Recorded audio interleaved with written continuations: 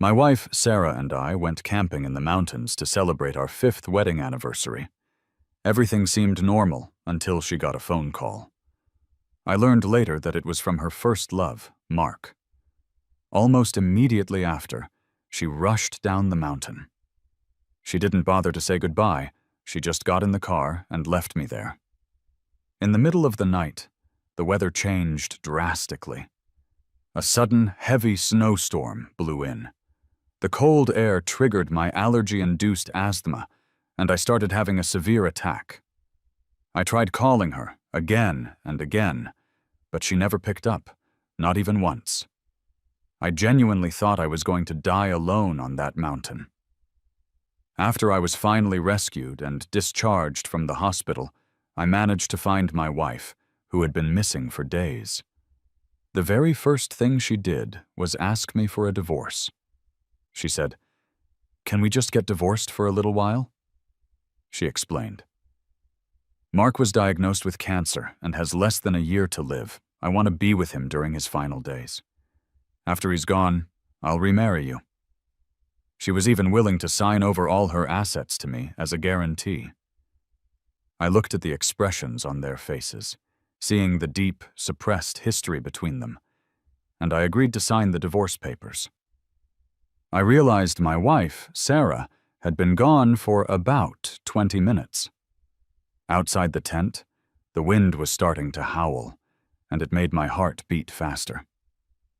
I stepped outside and saw that the clear, star-filled sky we had earlier was now completely black. It was obvious the weather was about to turn ugly. Before we left, I had checked the forecast, and it was supposed to be clear for the next 2 days. But seeing the trees bending in the wind and feeling the sharp drop in temperature, I had a very bad feeling. I wanted to call out to Sarah, to tell her that we needed to get down the mountain immediately. But after searching around our campsite for a few minutes, I realized she was gone. I tried her phone, but I couldn't get a signal. Out here in such a remote area, I started to worry she might have had an accident. I didn't even have time to widen my search.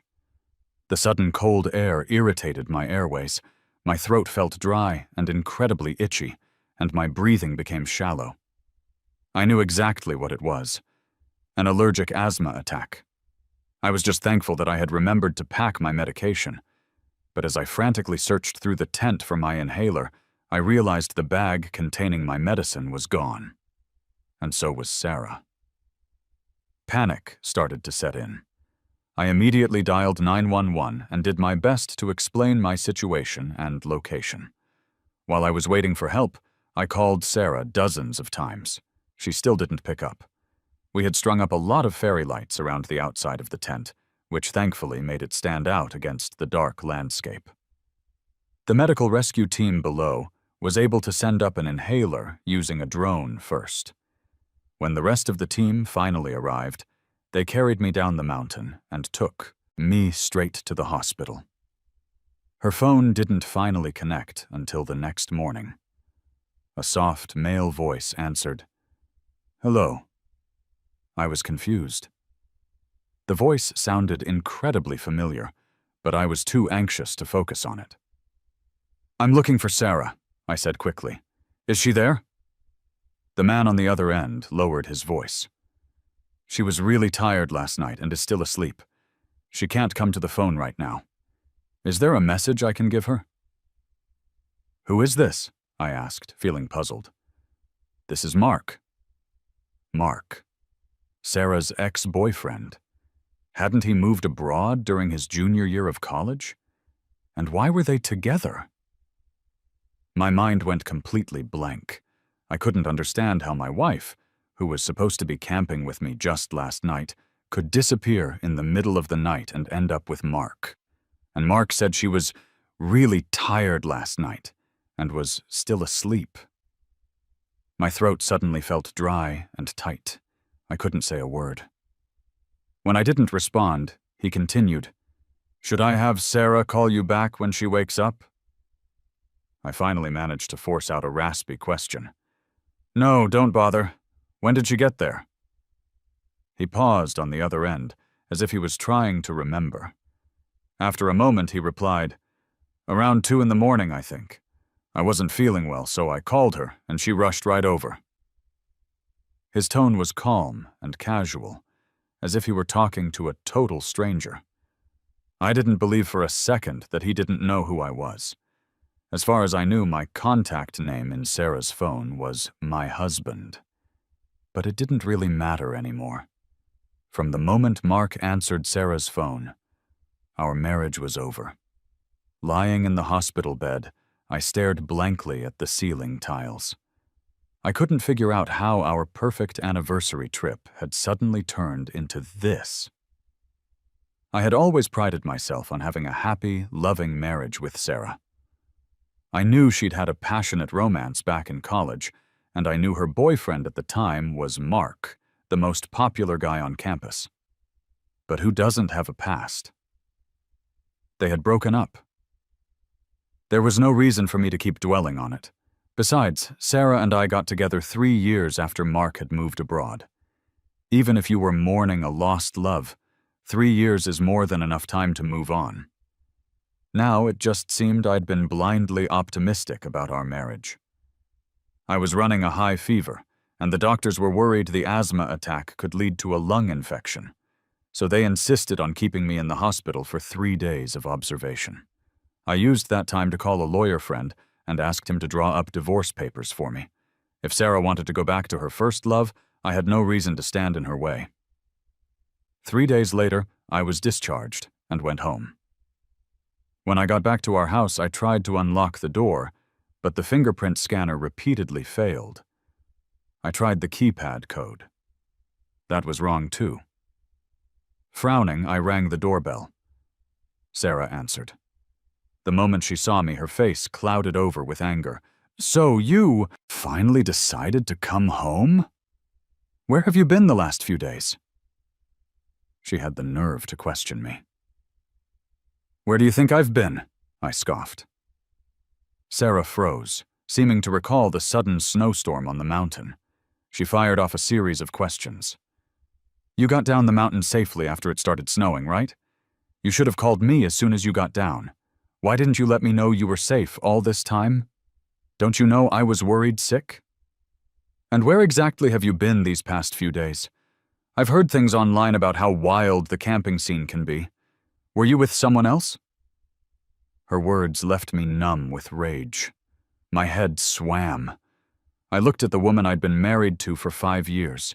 Before I could even think, I raised my hand and slapped her hard across the face. "Get the hell away from me!" The slap seemed to take all the energy I had. Afterward, I felt completely drained. I shoved Sarah aside and stumbled into the house. But when I opened the door, the scene inside made me freeze. Mark was lounging on our sofa, wearing a new set of my pajamas, casually eating fruit with a small fork. Sarah had actually brought him into our home. The world started spinning.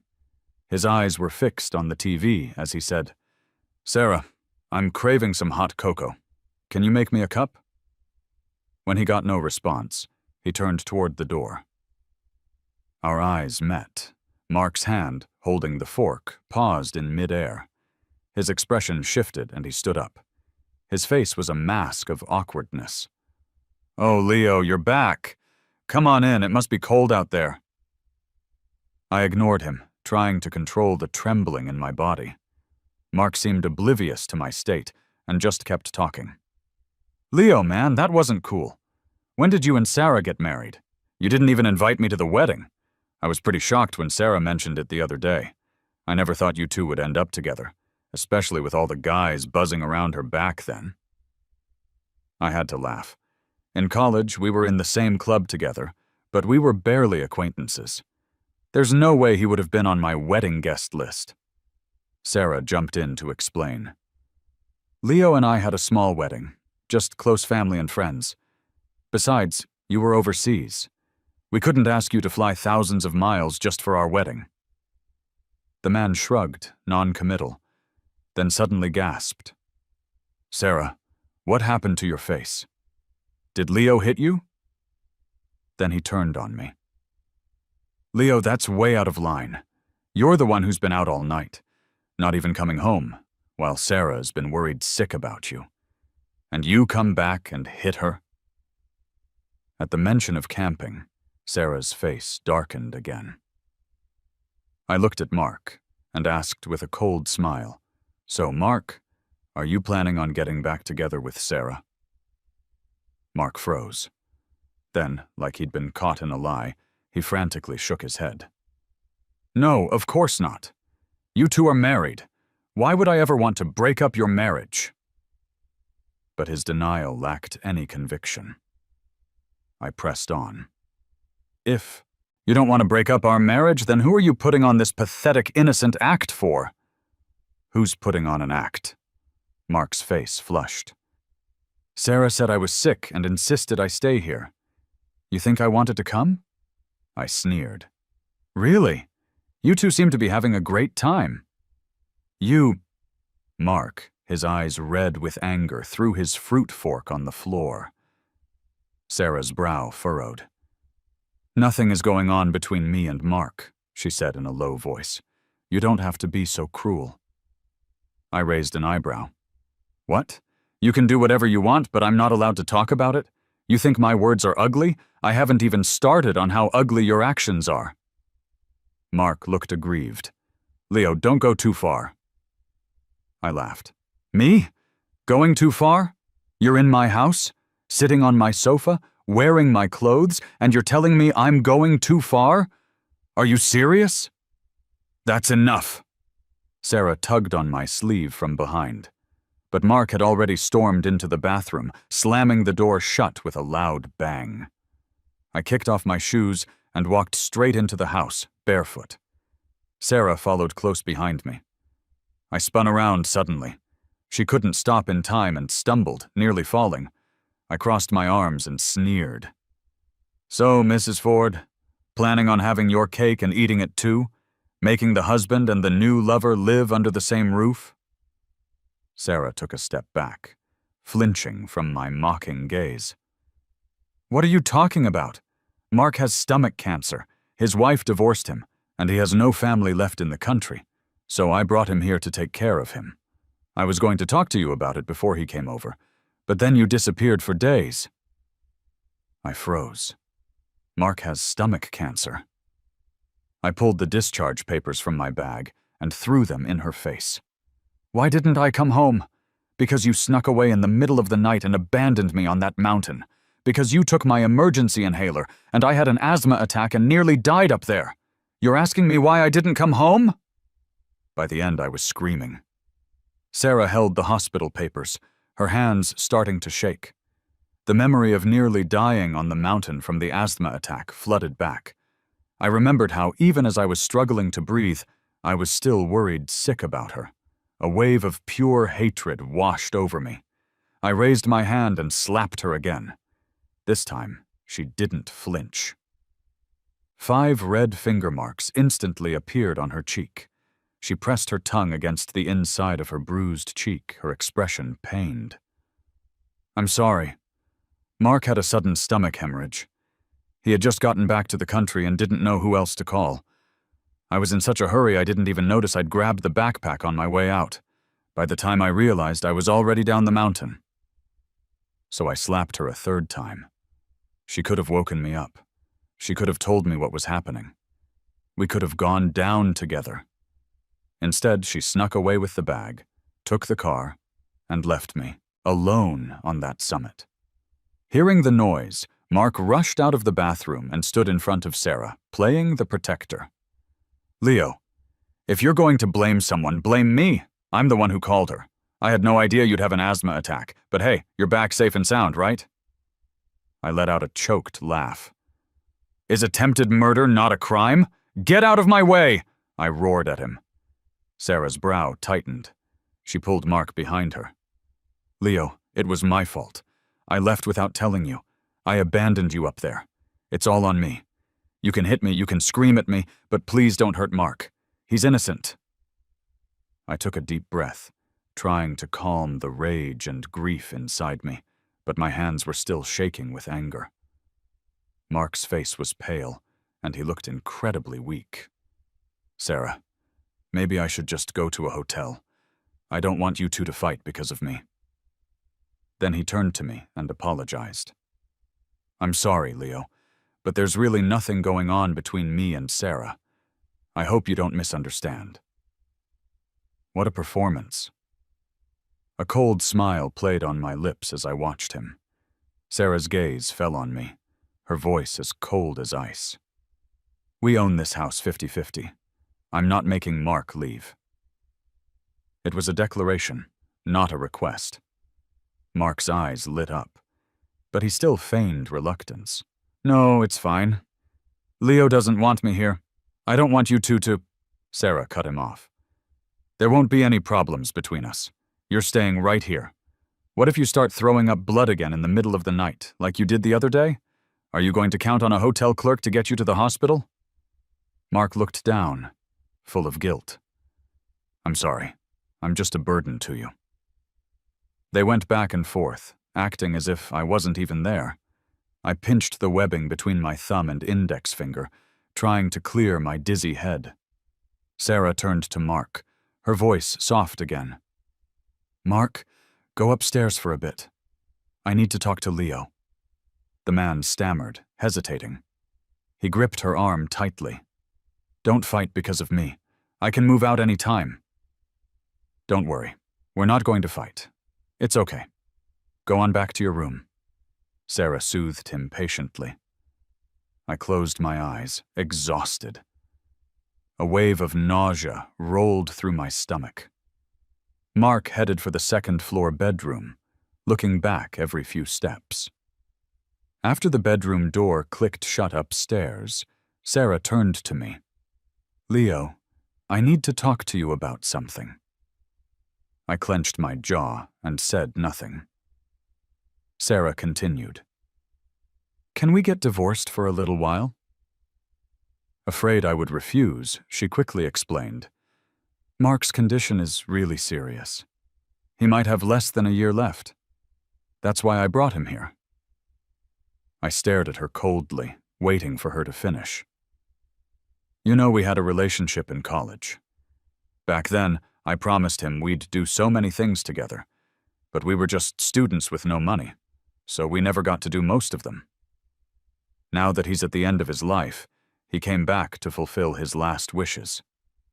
I want to be with him and keep those promises." Sarah stammered through the explanation. Then silence. A long, heavy silence. I thought I must have misheard her. I never imagined I'd live to hear such a ridiculous, insane reason for a divorce. Seeing my lack of response, Sarah grew anxious. "Don't worry. I'm just going to help Mark fulfill his last wishes, like family. After he's gone, and I've handled his affairs, I'll come back and remarry you." It turns out that when you're angry and speechless enough, you just start to laugh. What am I, some kind of doormat? I'm supposed to just stand by while she pours her heart out for her ex-boyfriend and then wait patiently for her to come back? "No," I said, my voice firm.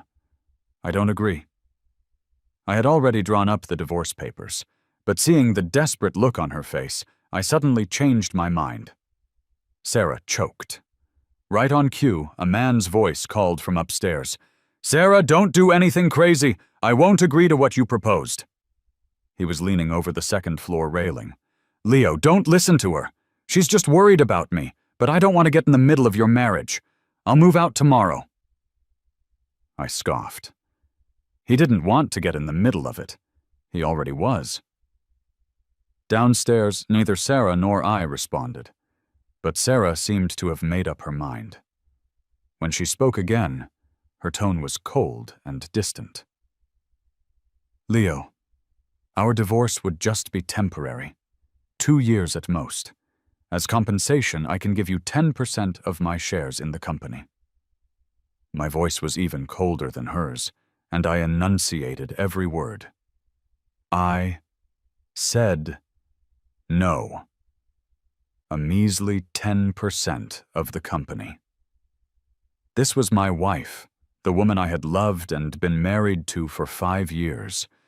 A relationship like that is going to cost you. I packed some clothes and toiletries and was about to leave with my suitcase. Sarah blocked the door, yelling at me, "Where are you going now? You just got back and you're leaving again. Who is out there waiting for you? I told you we're only getting divorced temporarily. Mark doesn't have much time left. Can't we just help him fulfill his last wishes?" I sneered. Fulfill all his wishes? If he wanted to go to the moon, would you send him there too? Sarah ran her hands through her hair in frustration. The problem is, his wish is just for me to keep the promises I made him. It's what I owe him. I had no idea you were such a woman of your word, I said sarcastically. If you owed him so much, why did you two break up in the first place? She paced back and forth. Leo, I always thought you were a reasonable person. I never expected you to be so cold and heartless. What's there to argue about with a dying man?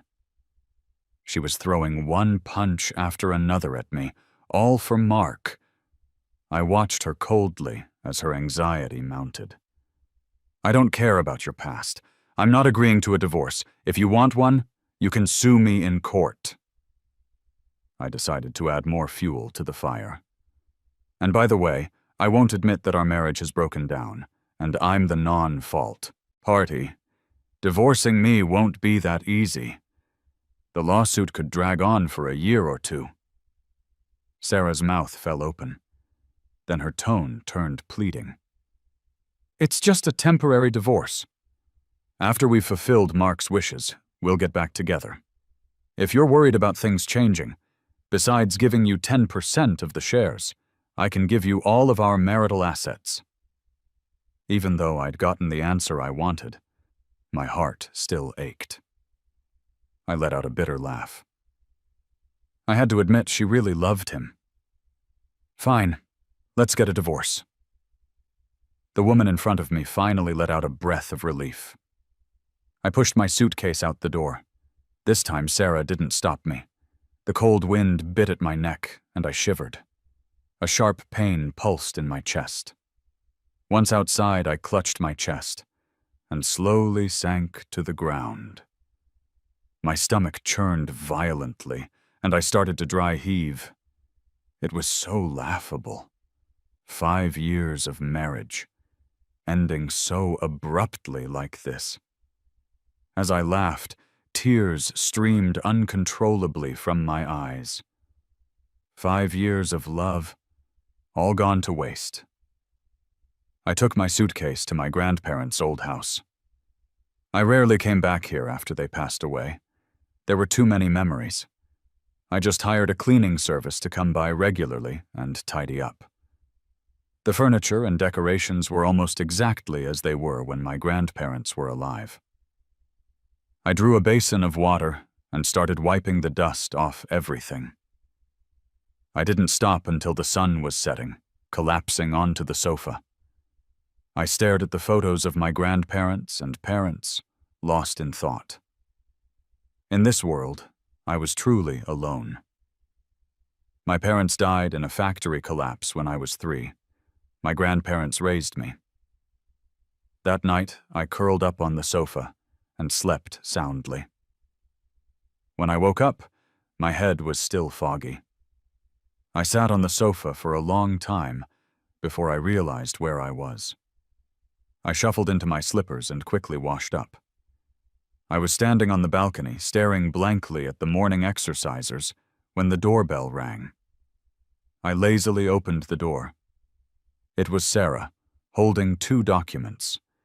Was she so eager to bring the divorce papers that she was afraid I'd change my mind? I still sighed softly. Sarah held out the breakfast in her other hand, pan-fried buns and soy milk. I figured you'd be at your grandparents' place. I grabbed some breakfast for you on the way. You should eat.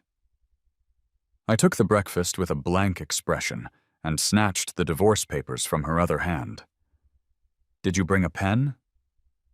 Sarah fumbled in her pockets and pulled out a black pen. Leo, thank you for understanding. Don't worry. Once I've taken care of things with Mark, I'll make it up to you. Make it up to me. How? Her face finally showed a hint of guilt. I flipped to the asset division section while eating. The division was clear. All marital assets were mine, including the house, cars, and stocks. She hadn't pulled any tricks. I picked up the pen and swiftly signed my name. There were 2 copies. I kept one for myself. All right, let's go to the courthouse after I finish. Breakfast. I ate quickly, almost wolfing down the food. Right now, I was afraid she would be the one to back out. Sarah drove me to the county clerk's office. We didn't speak a word the entire way. When we were filing for divorce, the clerk asked, "Have you both carefully considered this? And are you divorcing voluntarily?" Sarah and I both nodded. The clerk briefly glanced at the divorce agreement, then gave Sarah a long, meaningful look. She probably didn't see many wives who gave all their assets to their ex-husbands. "Here is your receipt. Please come back within the specified time to pick up your divorce decree, or you will have to reapply." Sarah took the receipt and let out a soft sigh. We walked out of the building, one after the other. "Sarah," I called out to her from behind. "What is it?" I asked the question that had been haunting me. "Why did you have to get a divorce? Couldn't you have just taken care of him in secret behind my back? With any luck, I might not have found out for 2 years. Sarah slowly turned around, her gaze deep and resolute. "I won't let him be morally condemned, and I won't let anyone gossip about him. He was never a third party. I'm divorcing you simply to take care of him as a friend. I have no intention of anything more happening between us. You can rest assured." So that was it.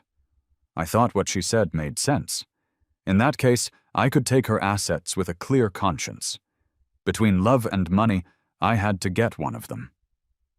A month later, Sarah and I officially received our divorce decree. The house, cars, mutual funds, and stocks were all transferred to my name. I originally held 35% of the company's shares. With the 10% she gave me, my stake was now nearly equal to hers. I had helped her start this company 6 years ago. Looking back on the early days, it was a long, arduous battle against countless obstacles. We were short on seed money, and every decision felt like walking a tightrope. Buying office equipment, leasing space, R&D, market expansion. Every penny had to be counted. I'll never forget the feeling of being broke.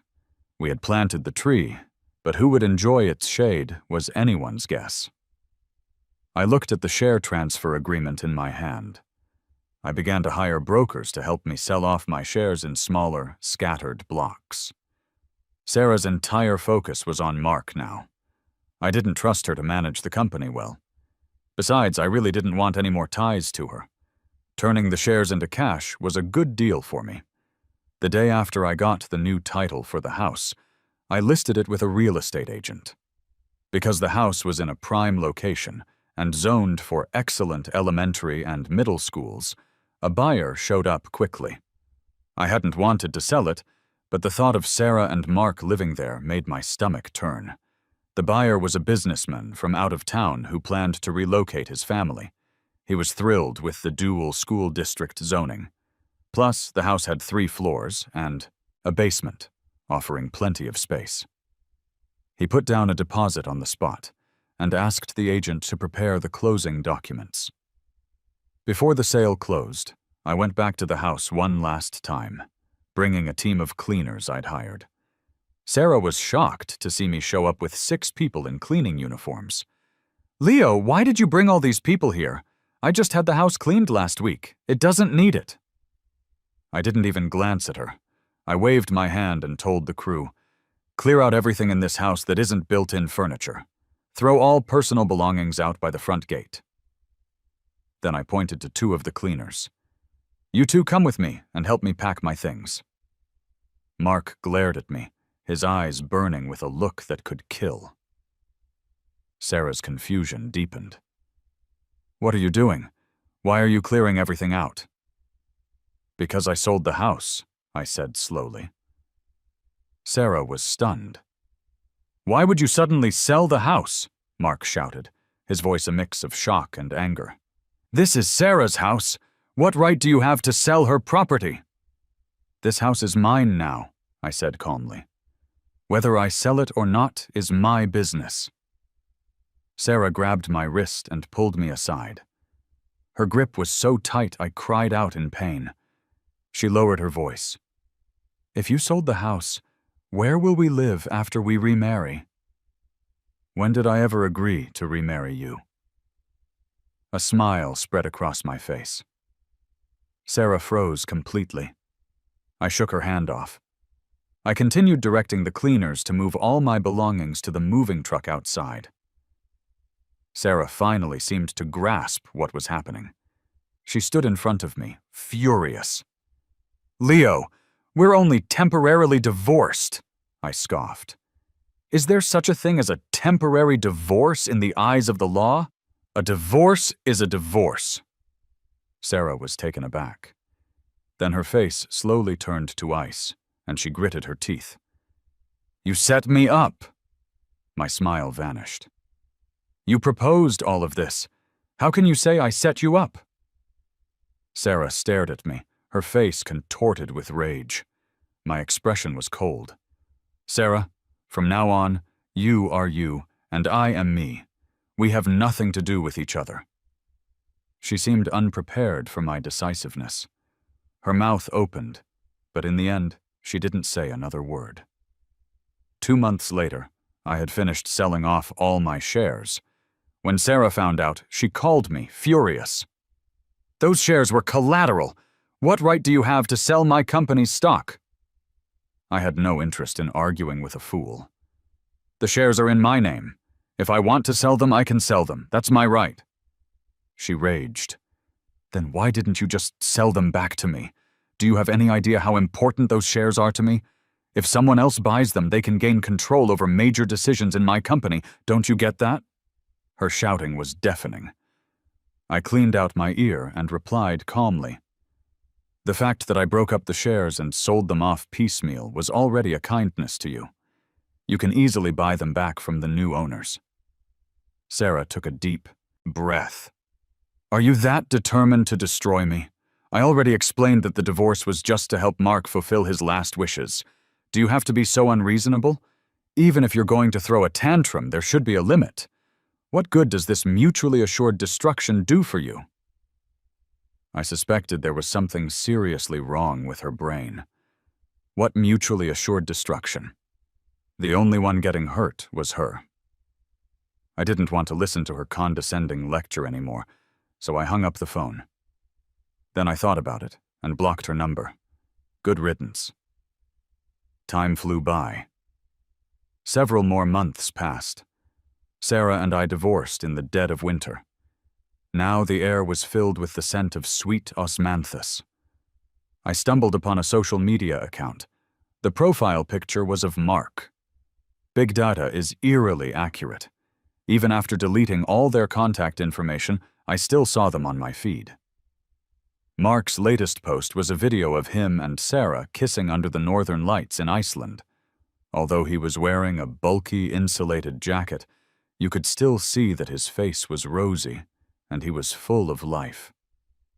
He didn't look like a sick person at all. I had to marvel at the life-giving power of love. Sarah, on the other hand, had lost a lot of weight and looked somewhat haggard. But what did that have to do with me? Unexpectedly, Sarah's company ran into a major crisis.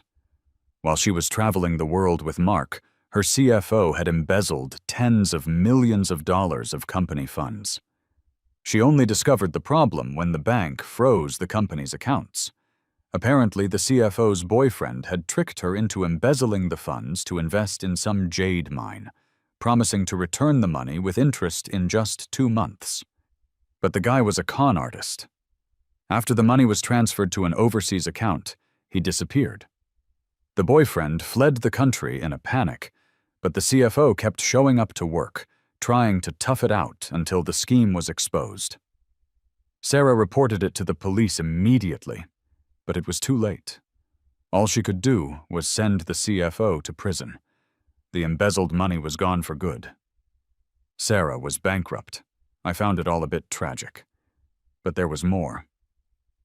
It turned out Mark didn't have stomach cancer at all, but a severe ulcer with symptoms that mimicked cancer. The first diagnosis was a mistake, but even after he was correctly diagnosed with an ulcer, Mark chose to keep the truth from Sarah. The only reason this came to light was because after 6 months of Sarah's diligent care and proper medical treatment, his condition had completely healed. Even a fool like Sarah could tell the difference between the complexion of a healthy person and that of a cancer patient. She took Mark for a checkup. After a full battery of tests, they found nothing wrong with him except for some mild indigestion. Sarah was ecstatic. Her grief over bankruptcy washed away. She posted several times on her social feed, declaring that late-stage stomach cancer is curable. Looking at the screenshots a friend sent me of her posts, I couldn't help but twitch. When did her brain break? Or was it always this bad? I had no way of knowing. Life's turning points are often unpredictable. Not long after Sarah's company filed for bankruptcy, she came to me asking to remarry. "Leo, Mark's illness is cured. I've helped him fulfill all his wishes. We can get married again now." I had a massive headache. Isn't it more like Mark went back overseas to find his ex-wife? So now you're crawling back to me? He had deleted or hidden all his posts related to Sarah. His latest one was a picture of a plane ticket with the caption, "Crossing mountains and seas to see you." He obviously wasn't going to see Sarah. She suddenly dropped to her knees in front of me. "Forgive me." "What? If I apologize, will you forgive me? From now on, I'll do whatever you say, just come back." She must have been drunk again. "I come back, and then what? Then we get married again, okay?" I laughed so hard my stomach hurt. "Sarah, do you think marriage is a game? You can just leave when you want and come back when you want? Who do you think you are?" Sarah's face was twisted in pain. She grabbed my hand.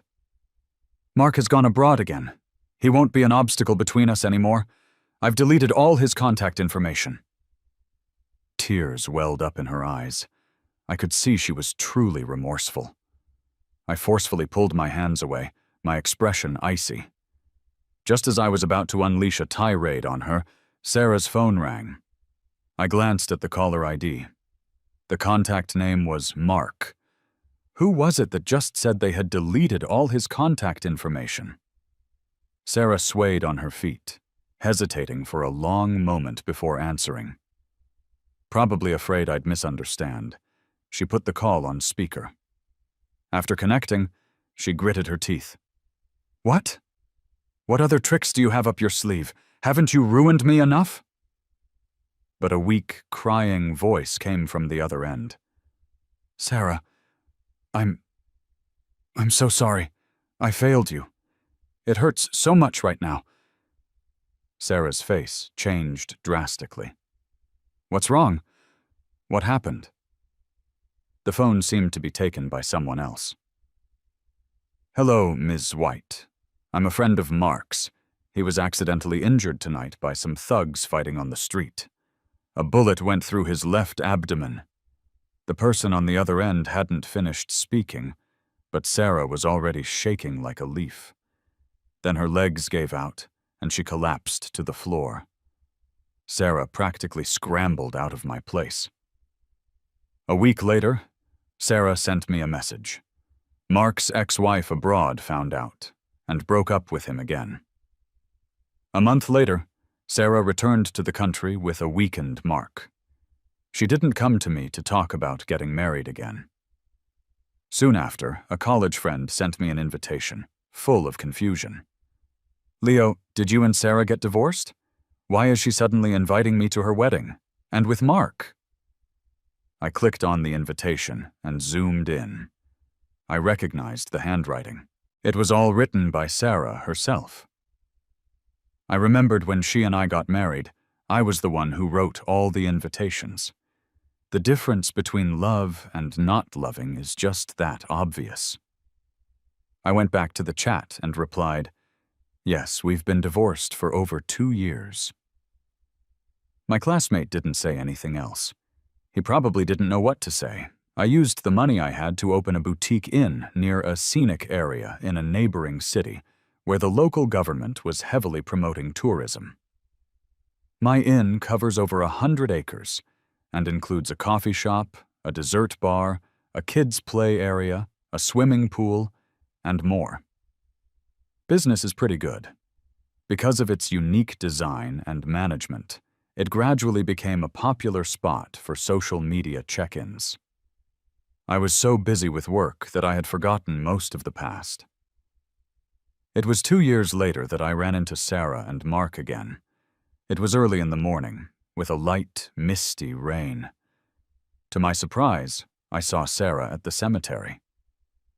I frowned, but didn't say anything. I didn't want to bring up our messy past in front of our elders. On the way down to the parking lot, Sarah spoke from behind me. "In the end, I was wrong.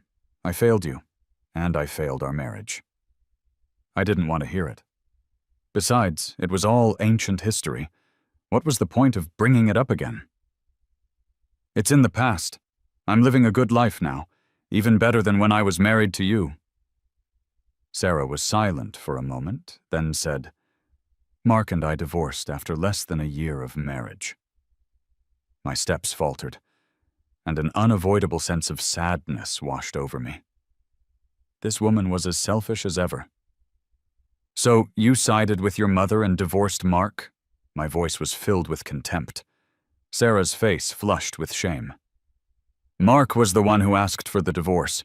His personality couldn't handle my mother's constant jabs and sarcasm. He's not like you. My mother didn't like him. Sarah, I really look down on you. If you had stood your ground and protected Mark, I might have respected you a little.